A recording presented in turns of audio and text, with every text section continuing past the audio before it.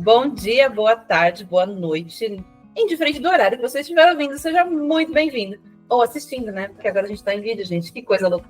Sejam muito bem-vindos ao nosso podcast de sempre. Ou trabalhamos com o que temos, porque aqui a gente trabalha com o que a gente tem, mesmo que o que a gente tenha seja nada. Hoje eu tenho duas participações especiais. Então, hoje a Leia, que é a minha gata, está aqui circulando pela mesa. Vou tentar colar uma almofadinha de suporte aqui. E tenho alguém para falar comigo sobre uma temática muito interessante. Quando a gente pensa em meditação, em mindfulness, nessas coisas assim, me vem sempre aquela ideia de monge, a galera elevada, a galera espiritualmente e tal. Mas, inclusive, o trecho que eu vou trazer hoje de história da minha vida é do mindfulness me salvando de um burnout. E eu tinha esquecido 100% o quanto ele podia fazer isso. E por conta desse episódio de hoje de podcast, eu vou voltar a fazer o que eu fazia antes, porque me ajudava muito, então acho que vai me ajudar nesses momentos também, que eu não estou conseguindo ainda transicionar para um momento de menos trabalho. Para falar sobre isso comigo hoje, eu tenho a psicóloga Denise. Denise Maia conheci num dos lugares que a gente já trabalhou, e a D, ela é assim... Ai, sei lá, cara, ela passa muita credibilidade no que ela fala, vocês vão ver. Eu adoro. Seja muito bem-vinda, Seara. Tudo bem? Obrigada, Jo. É um prazer estar aqui com você, ser mais uma convidada aqui do podcast. Adorei que esse tema foi escolhido para mim. Eu tô vendo que as escolhas assim, do tema e direcionamento para os psicólogos que estão vindo está sendo incrível. Ai, que bom que você tá gostando, cara. Eu acho que tem muito a ver com o que vocês fazem, assim, né? A gente já tinha conversado que você trabalha com essa parte. Eu sei que eu já vi também você falando muito sobre isso no seu Instagram também. E não deixa eu esquecer não da gente deixar o Instagram no final, tá bom? Eu sempre esqueço. Mas eu já vi você falando muito sobre isso no seu Instagram também. E pelas vezes que a gente parou para conversar na clínica, né? Muitas vezes você também me falava sobre o tema de hoje, que é... Qual é o tema de hoje, Denise? Mindfulness, né? É um tema que a gente conversa bastante, porque eu atendo muitas pessoas com ansiedade, né? Então acaba sendo uma das técnicas que às vezes pode se encaixar melhor para um paciente, né? Sim. Mindfulness, ou mindfulness também, é uma das ferramentas que virou terapia, né? Sim. Então, é uma prática assim do dia a dia que realmente dá pra gente colocar, encaixar ali, né? Então vale muito a pena a gente conversar sobre. Legal. Eu sei que hoje, na abordagem que a gente trabalha, na terapia cognitivo-comportamental, a gente tem outras vertentes e outros braços da TCC que vem surgindo de acordo com as necessidades. Então, a ACT, que é a terapia da aceitação e compromisso, terapia do esquema, e a terapia do mindfulness, ela já entrou também com uma dessas vertentes da terapia cognitivo-comportamental, né? Eu acho isso muito interessante. Boa. D, me conta, por favor. Muita gente já ouviu falar sobre meditação e essas paradas estão super em alta, né? Esse negócio de coisa de monge, sei lá. Mas assim, de um jeito fácil, Denise, pelo amor de Deus. O que é o mindfulness ou mindfulness, como a gente está comentando aqui? Sim, essa questão de relacionar com algo com monge, coisas do tipo, né? Vem pela nossa ideia, o estereótipo, né, de uma meditação, né? Mas o mindfulness, ele diferencia um pouco do que a gente vai pelo estereótipo, né? Sim. Então, ele vem para nos ajudar ali a prestar atenção no momento presente, ele de forma consciente e sem julgamento, né? Sem julgar tanto a situação que estamos, quanto os pensamentos que estão vindo, né? Tá, momento presente sem julgamento. Difícil. Muito! Eu falei num outro podcast aqui uns tempos atrás, esse bendito momento presente. Acho que inclusive foi com a Lari sobre ansiedade. Esse bendito momento presente que a gente não sabe onde compra, não sabe onde vende, não sabe como adquire, né? Todo mundo fala desse negócio e pra gente é mais difícil de estar nele, né? Sim, com certeza. E o nosso dia a dia está cada vez mais automatizado, né? Então, nós fazemos as coisas e não prestamos atenção direito no que estamos fazendo. Nós acordamos já pensando nas atividades que precisamos fazer durante a tarde. Nós tomamos o café da manhã e nem notamos direito o que estamos comendo, né? Então, Está sendo muito frequente a gente ser invadido por pensamentos, por preocupações, né, não tão agradáveis, e o Mindfulness, ele não vem com o objetivo de suprimir esses pensamentos, essas preocupações. Ele vem com o objetivo da gente aceitar que eles estão ali, mas apesar deles estarem aqui com a gente, nós voltamos a atenção para o que estamos fazendo naquele momento. Caramba! É literalmente o oposto do piloto automático. Então, ao invés de você ir fazendo, você para e você não deixa de fazer, mas você pensa no que você está fazendo. Exatamente. Sair do piloto automático, assim, é a melhor explicação. Nós passarmos a viver o nosso dia e não somente passar por ele, né? Parece que chega sexta-feira, nós nem notamos tudo que fizemos nos dias anteriores, né? Nossa, então, sim. Cada dia é uma listinha de tarefas que precisamos riscar ali como concluídas, né? Mas nós não vivenciamos cada tarefa que nós fizemos. Nós só corremos ali contra o tempo para concluir todas. Eu gosto dessa definição que você traz, mas isso parece uma coisa de outro mundo, assim, para fazer, sabe? Parece uma coisa muito difícil para fazer. Porque você fala assim, nossa, eu vou ter que parar para pensar. Primeiro que parar para pensar tá meio em falta, né? A gente não faz essas coisas assim com tanta facilidade, né? Segundo que, como será que isso é feito, né? Então, depois eu vou contar o que eu fazia na faculdade, e aí talvez, sei lá, dê um norte, assim. Mas me fala, benefícios disso aí, vai. Por que o mindfulness, ou por que tipo de benefício tem? Por que funciona? Por que é bom? O mindfulness, ele pode ajudar a gente de várias formas, né? Então, ajuda na diminuição do estresse, promove o relaxamento, consequentemente, pode ajudar na qualidade do nosso sono, nossa concentração, nosso foco, nossa regulação emocional, né? Que eu vejo que é um ponto que cada vez mais nós precisamos trabalhar. Essa questão da regulação emocional está sendo bem difícil, né? Traduz regulação emocional para mim, para o meu público que não é psicólogo e não sabe o que é uma regulação emocional. A questão da regulação emocional, né, é entendermos que a emoção, ela tá ali, né, ela apareceu, nós sentimos raiva, tristeza, ansiedade, né, geralmente elas vão para um pico e que nós temos mais desconforto durante esse momento, né, mas nós buscamos ali estratégias para que seja uma emoção que a gente consiga continuar sendo funcional no nosso dia a dia, né? Estratégias não para remover essa emoção, porque às vezes faz sentido ela aparecer, mas torná-la ela um pouco mais suportável no nosso dia a dia. Boa. E aí, assim, a gente pensando nos benefícios que tem, você sabe me dizer se o mindfulness faz mudanças físicas no nosso cérebro? Você tem alguma informação sobre isso? Eu tenho algumas coisas também que eu queria comentar, porque assim, quando a gente fala de meditação, a impressão que dá é que a gente está trabalhando só o cognitivo. O que é o cognitivo? Pensamentos, né? Então a gente trabalha pensamentos.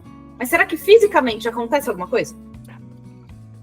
Sim, é uma questão importante, né? Porque geralmente a gente não para pensar o quanto nossas ações impactam, influenciam o nosso cérebro, né? Tanto positivamente quanto negativamente, né? E o mindfulness, ele não é diferente disso. Então, ele pode fazer com que as áreas relacionadas à memória se desenvolvam melhor, né?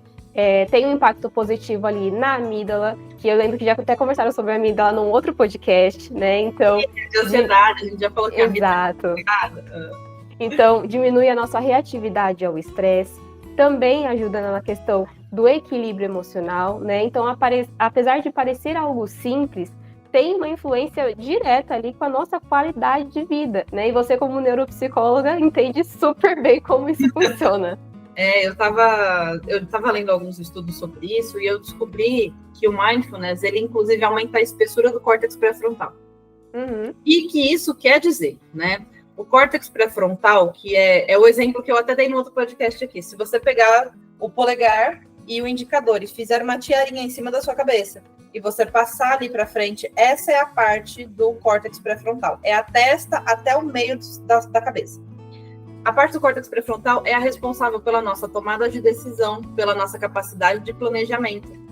E quando a gente tem um aumento dessa espessura, ela faz com que a gente pense mais para tomar decisões, controle melhor as emoções, planeje de uma maneira mais consciente. Então, o mindfulness, ele aumenta a espessura do córtex pré-frontal e ele aumenta a conectividade neural também. Então, as nossas conexões neuronais, né? Então, os neurônios, eles se comunicam melhor e a gente cria conexões novas. E a importância das conexões novas é porque a gente ensina para o nosso cérebro um caminho diferente. Então, normalmente, o meu cérebro está acostumado a pensar da forma X. Na prática do mindfulness, eu vou dar outras opções para o meu cérebro pensar. Ele vai ter como pensar da forma Y, da forma Z, da forma 2. Isso é o aumento da conectividade neural. E eu acho isso fenomenal. Assim, para a gente, como terapeuta, é essencial a gente conseguir que o nosso paciente faça isso. Né? Porque às vezes ele vem com um pensamento tão enraizado, assim, de que é desse jeito que funciona, né? Principalmente as pessoas que vêm em busca de ajuda para questões de ansiedade, né? E a questão da flexibilidade está sendo muito necessário nós trabalharmos, né? Porque hoje cada vez mais estamos mais rígidos ali nos primeiros pensamentos que aparecem, né? Nas primeiras interpretações. Então, conseguir promover essa flexibilidade cognitiva faz com que a gente diminua também o nosso sofrimento a cada situação ali adversa que aparece, né? Ótimo, muito legal. Você sabe, a gente pode dizer que o mindfulness, ele promove, então, uma forma do nosso cérebro ser menos reativo? Sim, com certeza. A gente sai ali do que nós estamos acostumados a reagir ali nas situações que aparecem no nosso dia a dia, né? Como você mesmo trouxe, nós criamos outras formas de lidar com aquilo, né? E formas que a gente não precisa se desgastar tanto, né? Claro, algumas situações vão ser sim mais desgastantes, mas não precisa ser tanto, né? Tem outras opções que podem ser mais viáveis. Então, o mindfulness, por mais que seja apenas uma meditação, né? A gente consegue trazer aqui o quanto ele vai mudar no nosso dia a dia mesmo, né? Menina, não é incrível como uma coisa simples, assim? Simples. Porque não é simples de fazer, ainda mais pra gente que é bombardeado por informações o tempo inteiro, mas uma coisa simples tem benefícios tão grandes, assim, né, pra gente. Demais. É muito legal. Bom, seguinte. Eu me formei em 2018. Só que em 2017, eu me formei no meio de 2018, né? E aí, a parte fofoca do podcast. E aí...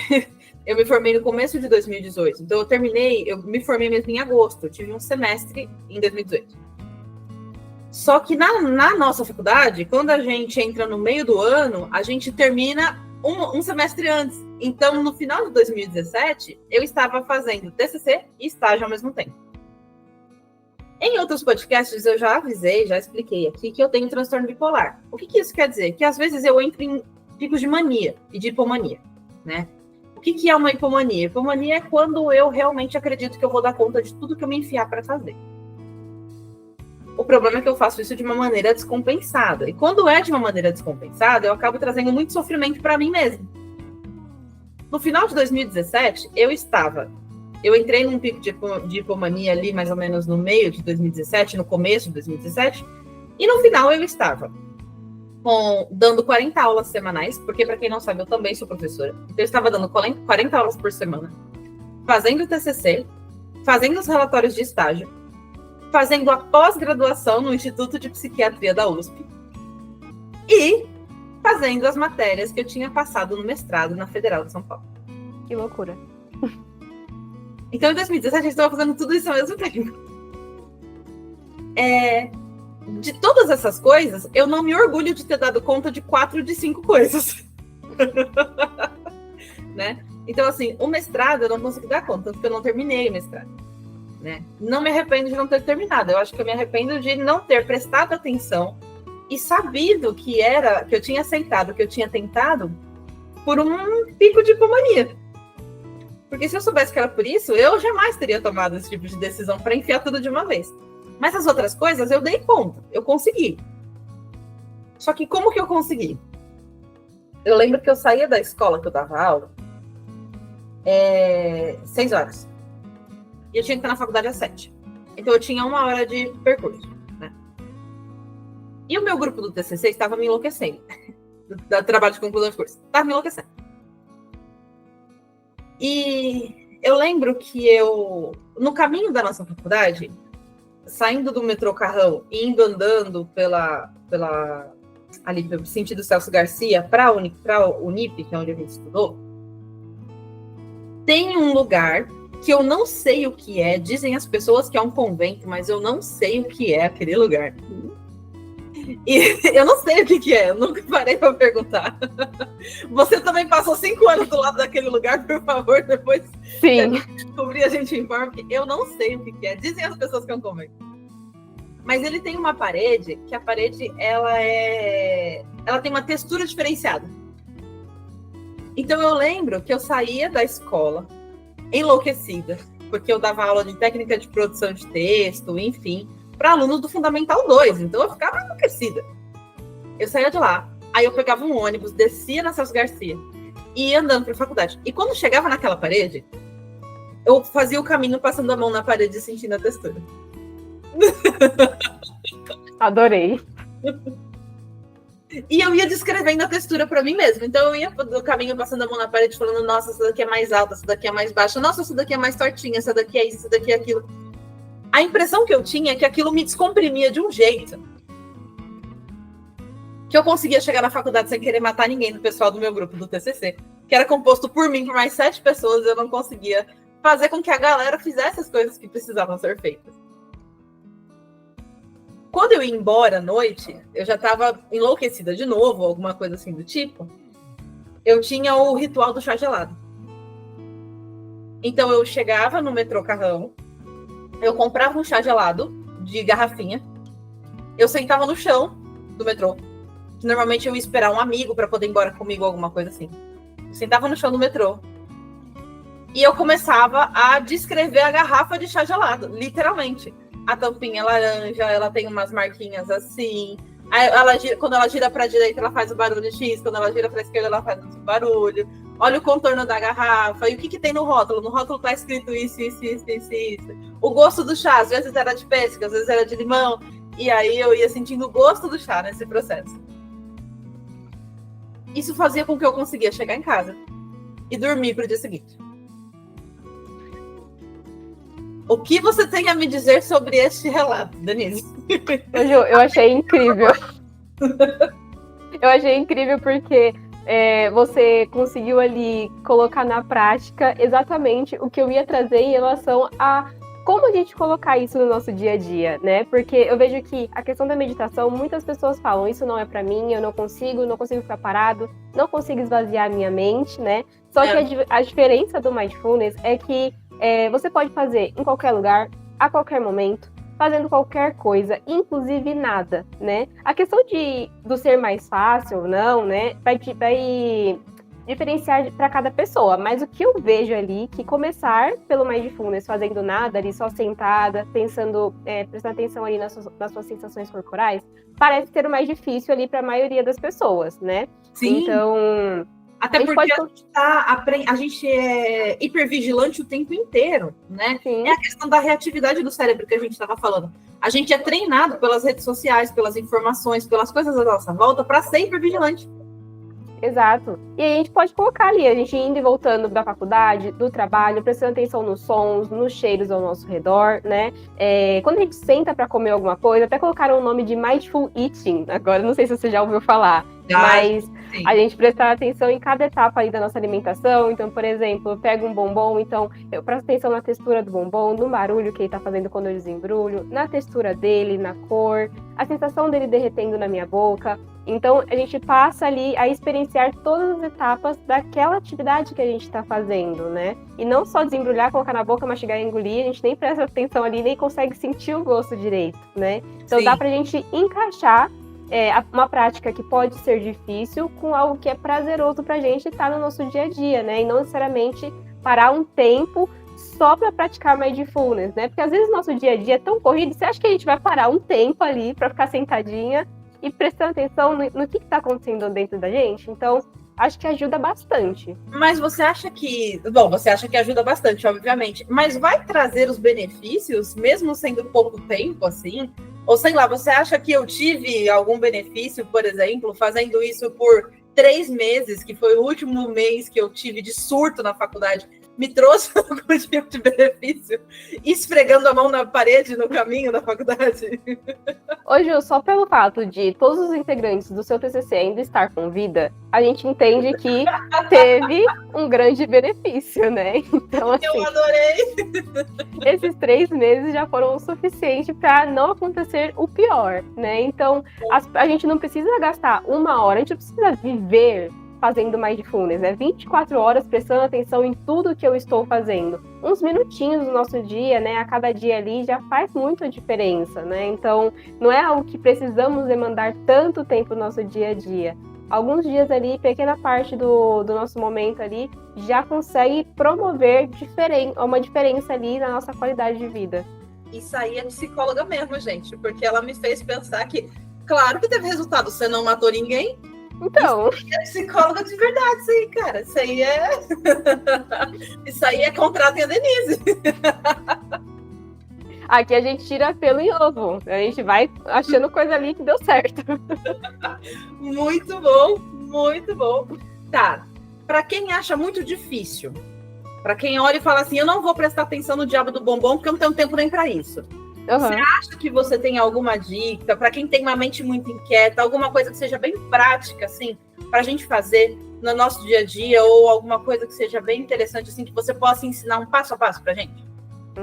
A questão é a parte do mindfulness para quem tem muita dificuldade, né? Acredito que coisas relacionadas ao dia a dia que não faz, ela realmente parar é algo que ajuda mais, né? Então, por exemplo, eu tô sempre correndo para lá e para cá, já vou pro trabalho, do trabalho vou para a faculdade. Então, nesse tempo em que você está indo de um caminho para o outro, já pode ser algo que dá para colocar em prática, né? Você, não sei, notar como que está o ônibus que você está indo para o trabalho, né? Como que estão as pessoas ali ao seu redor.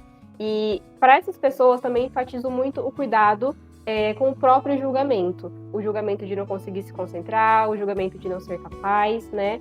Porque provavelmente essas pessoas vão precisar voltar a atenção mais vezes do que outras, né? E isso pode ser desgastante, pode ser frustrante, né? Então, tomar cuidado com esse julgamento. E apesar de aparecer os pensamentos ali que acabam invadindo, aceitar apenas que eles estão ali e voltar a atenção, não importa quantas vezes forem necessárias, né? Porque vai ter dias que vão ser mais difíceis, vão ter dias que vão ser mais fáceis. Para a maioria das pessoas é difícil, então não é uma sensação única, um sentimento único, é um sentimento compartilhado com a maioria, né? Então, entender que você não é o único que está tendo muita dificuldade, outras pessoas também têm. Então, não se julgar, né? Apesar, voltei a atenção 15 vezes, tudo bem. O que importa é que você percebeu que você se distraiu, mas você voltou a atenção no que estava fazendo naquele momento. Sim. Perfeito, cara, perfeito. Ou melhor, não perfeito, né? Sim. O importante é fazer, não deixar perfeito. Exato, porque a gente querer ir em busca da perfeição vai contra a premissa do mindfulness, né? Que é o sem julgamento. Né? Aí a gente arruma confusão com a nossa cabeça 2 vezes. Né? Exato. Muito bom, perfeito. Agora o perfeito é pela fala. Bem, bom, olha, eu acho que foi uma conversa assim muito esclarecedora, inclusive para mim, assim, né, de olhar e falar, poxa vida, será que funciona? Será que deu certo? Será que, foi altamente esclarecedor para mim. É muito bom a gente perceber que o mindfulness é uma coisa que pode estar presente no nosso dia a dia e que a gente não precisa virar o próximo monge para fazer isso. E que as mudanças, elas são reais, né? Então, não é só que você consegue respirar e evitar de matar alguém, não é isso. Você também tem um controle da amígdala, você também tem um aumento da espessura do córtex pré-frontal, você tem outras coisas que podem te beneficiar nesse processo, né? E isso é muito interessante, né? Eu acredito que agora, com a gente desmistificando isso, fica mais fácil para testar. Então, a próxima vez que você for almoçar, pessoa que está me ouvindo, pessoa que está vendo a gente, próxima vez que você for almoçar, o docinho que você usa, que você come depois do almoço, você pode prestar um pouco mais de atenção nele, descrevendo a embalagem, né? Prestando atenção no sabor, em que parte da língua ele está mais presente, em que parte está menos presente, para você poder se concentrar mais no que você está fazendo e aproveitar o momento para você. Né? Sim, com certeza.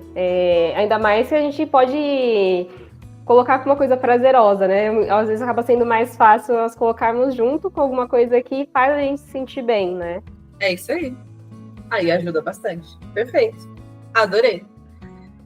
Dê, muito obrigada, né? Acho que a gente vamos testar isso aí, vamos pôr em prática, né? A gente precisa lembrar que Mindfulness é um treino, né? Então não é um destino, é um caminho. Sim. Então faz toda a diferença. E eu quero saber qual é a sua mensagem final para essas pessoas que estão nos ouvindo. Vamos lá. Gente, eu espero que tenha feito sentido tudo isso que a gente trouxe aqui, né? Eu espero que tenha incentivado vocês a pelo menos tentarem colocar em prática, né? Não que o Mindfulness vai ser o ideal para todas as pessoas, mas ter outras práticas que podem fazer mais sentido para você, para te ajudar a voltar a atenção no momento. Mas é um exercício que vale a pena testar, né? Ter essa experiência pelo menos algumas vezes ali durante a semana, né? Não desistir na primeira tentativa, porque a primeira tentativa vai ser difícil, né? Então, nas primeiras vezes ali, ver o que dá certo para você, o que não dá, né? Existem várias formas da gente colocar em prática. Então, eu espero que realmente tenha desmistificado, como a própria Ju falou, né? Desse estereótipo da meditação. Pode ser algo mais tranquilo e mais prazeroso pra gente. Não precisa ser aquela imagem que colocam na nossa cabeça de um monge, né? De um Buda, né? Então, pode ser algo mais realista ali no nosso dia a dia. Perfeito. E para você que está ouvindo a gente, lembre-se que cada dia é uma chance de trabalhar com o que você tem. E fazer o melhor possível. Não é fazer o melhor o tempo inteiro, é fazer o melhor que você pode. Então aqui a gente sempre vai trabalhar com o que a gente tem. Segue a gente aqui. No YouTube a gente está disponível também. Não esquece que a gente tem, lembrei, 2 Instagrams para vocês. O primeiro é o nosso, né, da Neuromarion, que é a nossa clínica. Então, psicologia.neuromarion, você encontra a gente no Instagram. E o da Denise, que é psi.denisemaia. Por favor, sigam psi.denisemaia, porque os conteúdos são ótimos. Ela sempre fala muito sobre autoestima, sobre desenvolvimento pessoal. É uma coisa assim muito legal. É um conteúdo que ajuda muito a gente a pensar na gente. E até a próxima. Lembre-se sempre de trabalhar com o que você tem. Até. Dê, muito obrigada. Muito obrigada, Jo. Até. Tchau.